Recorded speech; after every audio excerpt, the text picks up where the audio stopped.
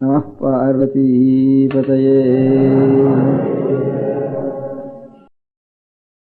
குருர் பிரம்மா குருர் விஷ்ணு குரு தேவோ மகேஸ்வரா குரு சாட்சாத் பரபிரம்ம தஸ்மை ஸ்ரீ குரவே நமக. அனைவருக்கும் வணக்கம். பக்தி மற்றும் இறை சிந்தனைகளை தொடர்ந்து வழங்கி வரும் டெம்பிள் தர்ஷன் யூடியூப் சேனலுக்கு உங்களை வரவேற்பதில் பெருமகிழ்ச்சி கொள்கிறோம். இன்றைய நம் காஞ்சி மகான் பகுதியில் மகா பெரியவா பக்தியை பற்றி சொன்ன ஒரு பெரிய சம்பவத்தை பற்றி தான் பார்க்க போகிறோம். மகா பெரியவா அடிக்கடி சொல்கிற விஷயம் அன்னதானம் பண்ணணும் அப்படிங்கிறது தான். அன்னதானம் அப்படிங்கிறது சாப்பாட்டுக்கே வழி இல்லாமல் நிறைய ஜீவன்கள் இந்த உலகத்தில் இருக்கு. நாய், மாடு, ஆடு, நிறைய ஜீவன்கள், இதை தாண்டி மனிதர்கள், பிச்சைக்காரர்கள், இந்த மாதிரி நிறைய பேர் இருக்காங்க. இவங்களுக்கு எல்லாமே சாப்பாடு ஒரு முக்கியமான விஷயம். உயிர் வாழ்றதுக்கு மிக மிக அடிப்படையான விஷயமே சாப்பாடு தான். அந்த சாப்பாடை எல்லோருக்கும் நம்மளால முடிஞ்ச அளவு கொடுக்கணும் அப்படிங்கிறது மகா பெரியவானுடைய வேண்டுதல். எல்லா அன்பர்களுக்கும் இதை அடிக்கடி வெவ்வேறு வடிவங்கள்ல பெரியவா சொல்வார். அவங்களுடைய பொருளாதார வசதிக்கேற்ப நீங்க இவ்வளவு பேருக்கு அன்னதானம் பண்ணலாம், நீங்கள் இதை பண்ணலாம், இந்த மாதிரி அன்னதானம் பண்ணலாம், அப்படியெல்லாம் சொல்லுவார். ஆனாலும் நாம அதிதி போஜனம் அப்படிங்கிற ஒரு விஷயம் கேள்விப்பட்டிருப்போம். தினமும் ஒரு சிவனடியாருக்கு போஜனம் பண்ணணும். அது மகா புண்ணியத்தை நம்ம வாழ்க்கையில சேர்க்கும். மகா பெரியவால தரிசனம் பண்றதுக்காக ஒரு தம்பதி வந்திருந்தாங்க. பெரியவா அவங்கள பார்த்து நலம் விசாரிச்சார். ஒரு வருஷத்துக்கு முன்னாடி வந்த போல இருக்கு, இப்பதான் வர, எப்படி இருக்க? அப்ப நிறைய பிரச்சனைகள்லாம் இருக்கு, பணமெல்லாம் போயிடுத்து, நிறைய வறுமையில் இருக்கேன், அப்படியெல்லாம் நிறைய கஷ்டங்களை சொன்னியே, இப்போ எப்படி இருக்க அப்படின்னு பெரியவா கேட்குறார். அதற்கு அந்த அன்பர் சொல்றார், பெரியவா நீங்க சொன்ன மாதிரி அதிதி போஜனம் பண்ண ஆரம்பிச்சேன். அதுக்கப்புறம் என் வாழ்க்கையில அவ்வளவு சுபிட்சங்கள் நடந்தது பெரியவா. அந்த ஆனந்தத்தை உங்க கூட பகிர்ந்துக்கணும்னு தான் வந்தேன் பெரியவா. நான் தினமும் அதிதி போஜனம் பண்றேன். ஒரு சிவனடியாருக்காவது நாங்க போஜனம் பண்ணித்தரோம் அப்படின்னு அவர் ஆனந்தமா சந்தோஷமா சொன்னார். அப்ப பெரியவா கேட்டார், இன்னைக்கு நீங்க இங்க வந்துட்டீங்கல்ல, இப்போ போஜனம் பண்றதுக்கு யாராவது வந்தா என்ன பண்ணுவேல் அப்படின்னு கேட்டார். அதற்கு அந்த அன்பருடைய மனைவி சொன்னாங்க, அதற்கு தனியா நாங்க ஏற்பாடு பண்ணிட்டு தான் வந்திருக்கோம் பெரியவா. எங்க ஆத்துக்கு வர அந்த சிவனடியாருக்கு போஜனத்துக்கான ஏற்பாடுகளை செஞ்சுட்டு தான் நான் வந்திருக்கோம் அப்படின்னு அந்த மனைவி சொல்ல, பெரியவா சந்தோஷம் அப்படின்னு சொல்லிட்டு ஆசீர்வாதம் பண்ணார். அந்த நேரத்துல கூட இருந்த நிறைய அன்பர்கள், பெரியவாளை தரிசனம் பண்றதுக்காக வந்தவங்கலாம் இந்த அதிதி போஜனம் எவ்வளவு முக்கியத்துவம் வாய்ந்தது அப்படிங்கிறத புரியாம பெரியவாள்கிட்ட நிறைய கேள்விகள் கேட்டாங்க. இந்த அதிதி போஜனம் எவ்வளவு முக்கியமான விஷயம்னு நீங்க உங்க வாயால அருளுங்க பெரியவா அப்படின்னு எல்லோரும் கேட்டதுனால பெரியவா தான் உணர்ந்த, தான் நேர்ல பார்த்த ஒரு சம்பவத்தை அந்த இடத்துல பகிர்ந்துகிட்டார். என்ன அப்படின்னா, மடம் அப்போ கும்பகோணத்துல நிர்வாகம் பண்ணிட்டு இருந்தாங்க. கும்பகோணத்துல தான் பெரியவாவும் இருந்தார். அப்ப அந்த மகாமக குளத்துக்கு பக்கத்துல ஒரு தம்பதியினர் இருந்தாங்க. அவங்க அதிதி போஜனத்துல அவ்வளவு சிரத்தையா பண்ணக்கூடிய ஒரு தம்பதி. தினமும் ஒரு சிவனடியார கோவிலுக்கு கூட்டிட்டு போய் அவங்கள காலை அலம்பி அந்த காலை வஸ்திரத்தினால தொடச்சி விட்டுட்டு அவங்களுக்கு பிடிச்ச மாதிரி உணவு காய்கறிகள்லாம் என்னன்னு கேட்டு அந்த காய்கறிகளை போய் வாங்கிட்டு அல்லது தன்னுடைய தோட்டத்துல பறிச்சு அதை சமைச்சு இறைவனுக்கு படைச்சிட்டு அந்த சிவனடியார்களுக்கு படைக்கிறது வழக்கம். அதுக்கப்புறம்தான் இவங்க போஜனம் பண்ணுவாங்க. இது மாதிரியான ஒரு பக்தி சிரத்தையுள்ள ஒரு தம்பதி, அவங்களுக்கு ஒரு நாள் சிவனடியாரே கிடைக்கல. அவர் நிறைய இடங்கள்ல போய் தேடுறார், யாருமே அவர் கண்ணுக்கு அகப்படல.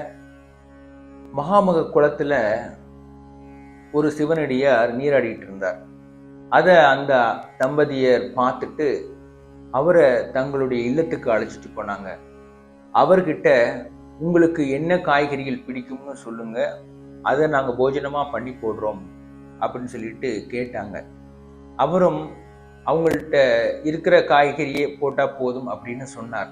அதற்கப்புறம் பின்னால் கொல்லையில் போயிட்டு என்ன காய்கறிகள் இருக்குன்னு பார்த்தார்.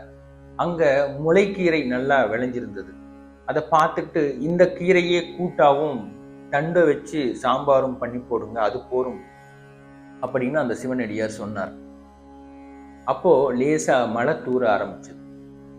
அந்த தம்பதியர்ல அந்த கணவன் அந்த கீரையை பறிக்க ஒரு மூங்கில் தட்டோட போனார். இந்த சிவனடியாரும் தானும் ஏதாவது உதவி செய்யணும் அப்படிங்கிறதுக்காக இவரும் கீரையை பறிக்க ஆரம்பிச்சார். இத கொஞ்சம் தூரத்துல இருந்து அந்த மனைவி பார்த்துட்டே இருந்தார்.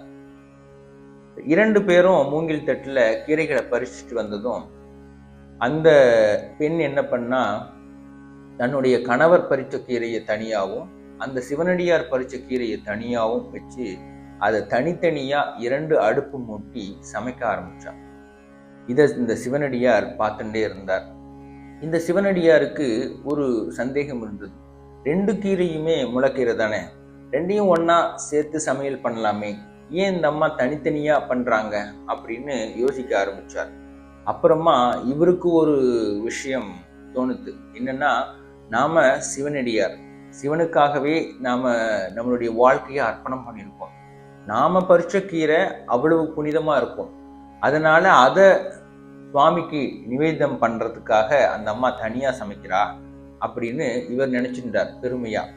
ஆனாலும் இத முடிச்சதுக்கு அப்புறம் கேட்கணும் அப்படிங்கிற ஒரு எண்ணம் அவருக்கு இருந்தது. இந்த அம்மா தனித்தனியா சமைச்சு முடிச்சுட்டு இந்த சிவனடியார் பறிச்ச கீரையை எடுத்துட்டு போய் சுவாமிக்கு நிவேதம் பண்ணார். இந்த சிவனடியாருக்கு பெருமை தாங்கல. தன்னை இவ்வளவு உயர்வா இந்த அம்மா எண்ணி பூஜைக்காக நாம பறிச்ச அந்த கீரைகளை படைச்சிருக்காளே அப்படின்னு சொல்லிட்டு பெருமை பொங்க மனசுக்குள்ள நினைச்சுக்கிட்டார். இருந்தாலும் அந்த அம்மா கிட்ட இத கேட்கணும் இல்லையா, அந்த அம்மா தன்னுடைய வாயால இந்த பெருமையை சொல்லணும், கேட்கணும் அப்படிங்கிறது இந்த சிவனடியாருக்கு ஆசை. இவருக்கு போஜனம் பண்ண அந்த அம்மா உணவெல்லாம் பரிமாறுறச்ச கேட்கிறார், ஏமா உங்க கணவர் பறிச்ச கீரையும் நான் பறிச்ச கீரையும் ஒண்ணுதானே, ஏன் உங்க கணவர் பறிச்ச கீரையை விட்டுட்டு நான் பறிச்ச கீரையை மட்டும் சுவாமிக்கு நிவேதம் பண்ணினீங்க அப்படின்னு கேட்கிறார். அதற்கு அந்த அம்மா சொன்னாங்க, 2 பேரும் கீரை பறிக்கிறச்ச நான் தூரத்துல இருந்து பார்த்துட்டே இருந்தேன். என்னுடைய கணவர் பறிக்கிறச்ச சிவா சிவா சிவான்னு சிவாய நமக நம சிவாயா இதெல்லாம் சொல்லிட்டே அந்த கீரையை பறிச்சார். அப்போவே அந்த கீரை சுவாமிக்கு நிவேதம் ஆயிடுத்து. நீங்க ஒண்ணுமே சொல்லாம அந்த கீரையை பறிச்சிங்க, அதை நான் இப்போ சுவாமிக்கு படைச்சேன் அப்படின்னு அந்த அம்மா சொல்றச்ச அந்த சிவனடியார் கேட்டுட்டு அப்படியே கூனி குறுகி போயிட்டார். நம்மளுடைய பக்தி எவ்வளவு மோசமா இருக்கு. இந்த தம்பதியரை காட்டிலும் தன்னுடைய பக்தி, தான் சிவனடியார், தான் சிவன் மேல அவ்வளவு பக்தி கொண்டு சிவனுக்காகவே வாழற தன்னுடைய வாயிலிருந்து அந்த தருணத்துல சிவாய நமகன் வரலையே அப்படின்னு அந்த சிவனடியார் அவ்வளவு கூனி குறுகி போனார். இது மாதிரியான ஒரு பக்தி சிரத்தையுள்ள இந்த தம்பதியர் 60ஆம் கல்யாணம் பண்ணாங்க. அதுக்கப்புறமா ஒரு நாள் மகா சிவராத்திரி வந்தது. அந்த நேரத்துல அந்த அம்மா பூஜை அறையிலேயே தன்னுடைய பிராணனை விட்டுட்டா. அதை பார்த்து ஓடி வந்த அந்த கணவனும் அங்கேயே அவருடைய பிராணனும் போயிடுது. மகா சிவராத்திரி அன்னைக்கு 2 பேரும் சிவலோக பதவி அடைஞ்சாங்க. இது மாதிரியான ஒரு பிராப்தம் இந்த அதிதி போஜனத்துல கிடைக்கும். அதிதி போஜனம் அப்படிங்கிறது நம்மளுடைய வாழ்க்கைய இன்னும் சிறந்ததா மாற்றும். நிறைய சுபிட்சமுள்ள ஒரு வாழ்க்கைய நமக்கு கொடுக்கும். ஏன்னா போஜனம் பண்றச்சதான் ஒருத்தர் போதும் அப்படிங்கிற திருப்தியோட அதை ஏத்துக்குவார். நிறைய சாப்பிட்டதுக்கு அப்புறம் நீங்க என்ன தந்தாலும் இதற்கு மேல வயிற்றுல இடம் இல்லை, இது போரும் அப்படின்னு ஒருத்தர் சொல்றாரு அப்படின்னா நீங்க பண்ண விஷயங்கள் அவ்வளவு திருப்தியா இருந்தது அப்படின்னு தானே அர்த்தம். இது மாதிரியான ஒரு சந்தோஷத்தை நீங்க போஜனம் கொடுக்கறப்ப, அன்னதானம் பண்றச்சதான் அனுபவிக்க முடியும். ஏன் பகவானே உங்களுடைய அன்னதானத்தை ஒரு நாள் சாப்பிட வருவார்.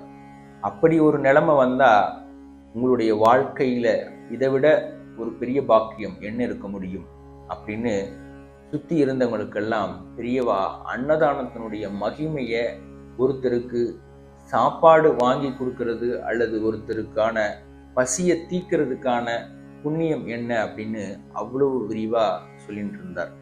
நிச்சயமா மகா பெரியவா தன்னுடைய ஆன்மீக பயணத்திலையும் சரி, தன்னுடைய ஆன்மீக வாழ்க்கையிலும் சரி, அவர் சொன்ன தத்துவம் சிக்கனம், சேமிப்பு, சேவை அப்படின்னு ஒரு விஷயத்த சொன்னார்.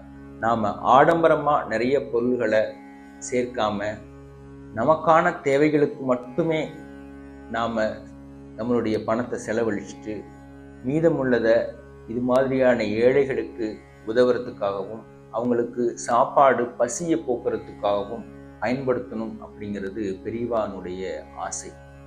பெரியவா இதுதான் தன்னுடைய பக்தர்களுக்கு நிறைய தடவை சொல்லியிருக்கார்.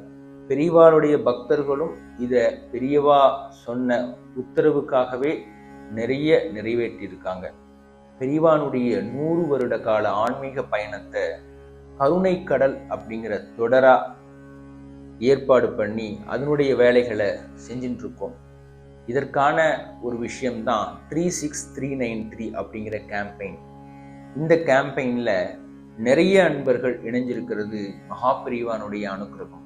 இந்தியா மட்டும் இல்லாம வெளிநாடுகள்ல வாழ்கிற அன்பர்களும் தங்களுடைய ஆதரவை இந்த தொடருக்காக அர்ப்பணிச்சிருக்காங்க. அவங்களுக்கும் மகா பெரியவானுடைய அனுகிரகங்கள் நிறைய கிடைச்சி அவங்க வாழ்க்கையில சுபிட்சமா இருக்க, க்ஷேமமா இருக்க பெரியவார் இடத்திலேயே நான் பிரார்த்தனை பண்ணிக்கிறேன். மகா பெரியவானுடைய அற்புத அனுபவங்களை தொடர்ந்து சிந்திக்கணும்னு ஆசைப்பட்டா பக்தி மற்றும் இறை சிந்தனைகளை தொடர்ந்து வழங்கி வரும் டெம்பிள் தர்ஷன் யூடியூப் சேனலுடன் இணைந்திருங்கள். நன்றி, வணக்கம்.